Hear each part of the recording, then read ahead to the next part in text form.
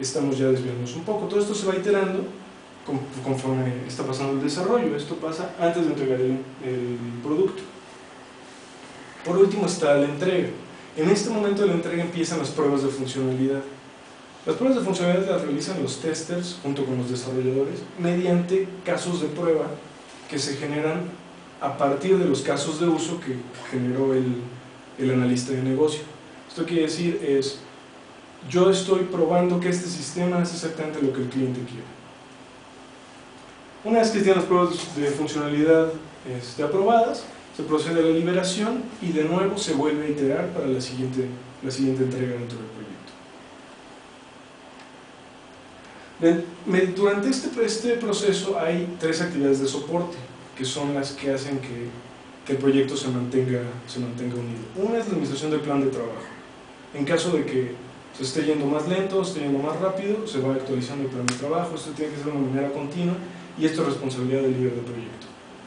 La administración del personal también es responsabilidad del líder del proyecto, pero esto radica principalmente en conocer a las personas que están trabajando dentro del proyecto, sus aptitudes, sus habilidades, sus conocimientos y si el rol en el que están asignados en este momento es bueno para ellos. En caso de que no sea, es posible, gracias a este método, sacarlo de ese rol, colocarlo en otro rol para continuar de una manera más fluida el desarrollo.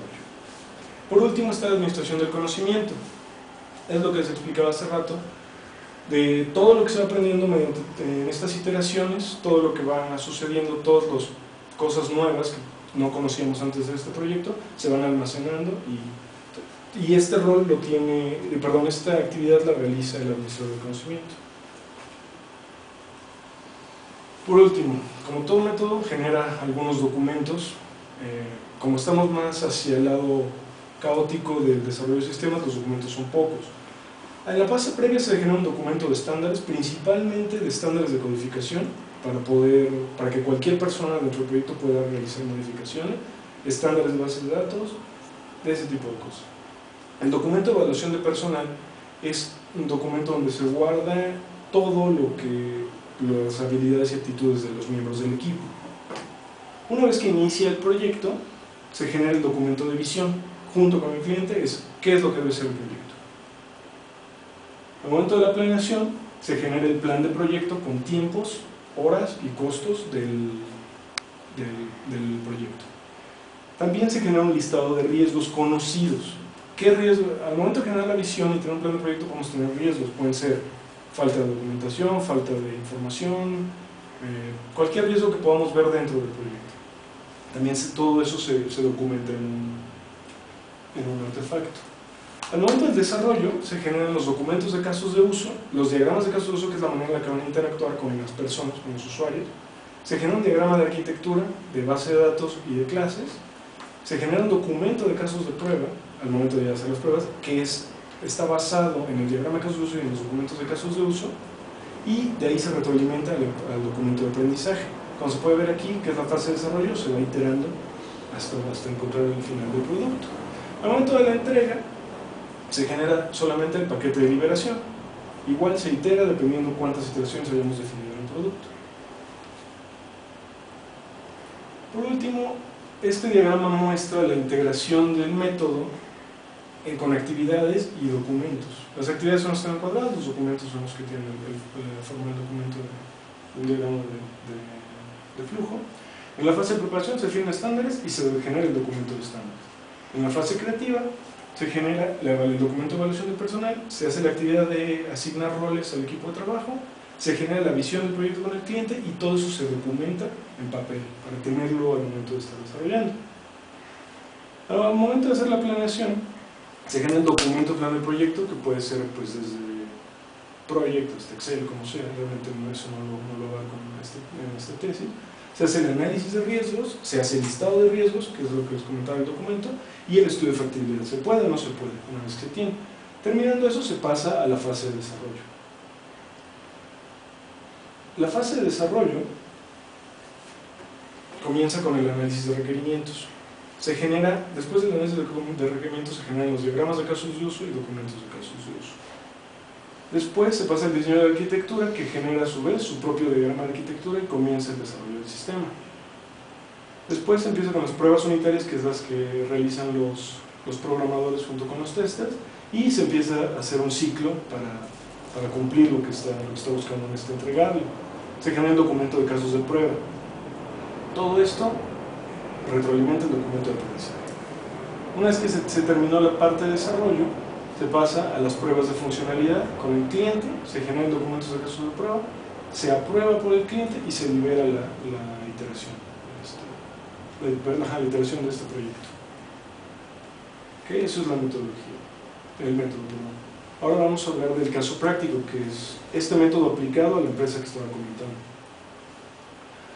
Este proyecto empezó de cero y lo pudimos hacer desde la fase de preparación. Definimos dos tipos de estándares, de base de datos y de codificación.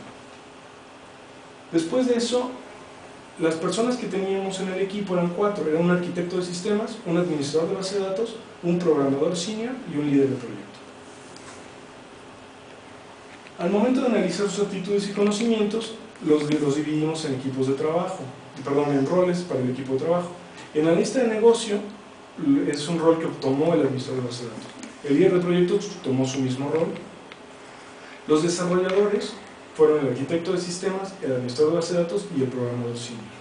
Como se puede ver aquí, el administrador de base de datos está en dos roles, ya que son cosas diferentes. El tester fue el programador senior y los administradores de conocimientos fueron el líder de proyecto y el arquitecto de sistemas. Después de eso comenzó la visión del proyecto. Se dividió principalmente en las necesidades del producto que requería el cliente, vimos el impacto y los beneficios que estaba dándole a la empresa, y dividimos las características en cuatro puntos. El principal, que es forzoso, es debe tener. El siguiente sería útil tener. Después agregar si es posible, y el cuarto es solamente a futuro. Es una visión a futuro, que es lo que no tenía antes esta empresa, que mediante esto lo puede tener. El plan del proyecto se definió con 4 iteraciones semanales. Cada viernes se entregaba una liberación. El proyecto comenzó el lunes, entonces teníamos 5 días para hacer cada una de las iteraciones, para hacer una liberación funcional. Se hizo un análisis de riesgos y se hizo un estudio de factibilidad, el cual dio por respuesta que sí se podía hacer el proyecto. Al momento de entrar a la fase de desarrollo, para la primera iteración definimos 5 casos de uso y se generó el diseño de arquitectura general, que fueron los diagramas de clases y el diagrama de base de datos.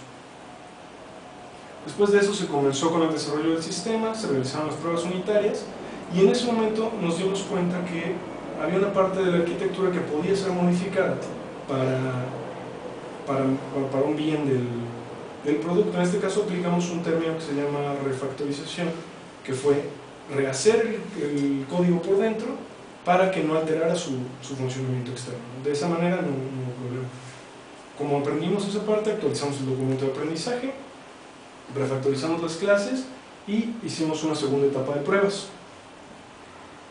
Después de ahí pasamos a la fase de estabilización, donde se realizaron las pruebas de funcionalidad con el usuario y se realizó la primera liberación del proyecto.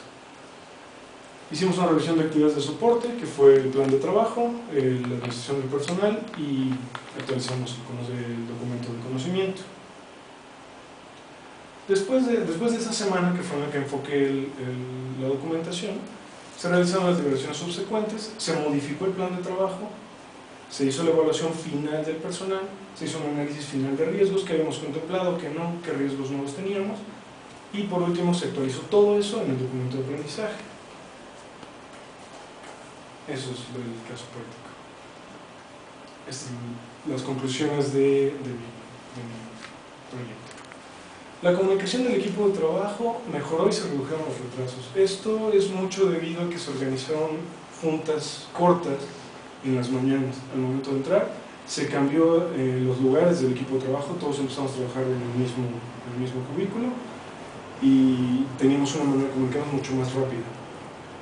Al momento de tomar la evaluación del cliente, logramos una calificación de 4, que es la máxima 5 en atención y servicio al cliente.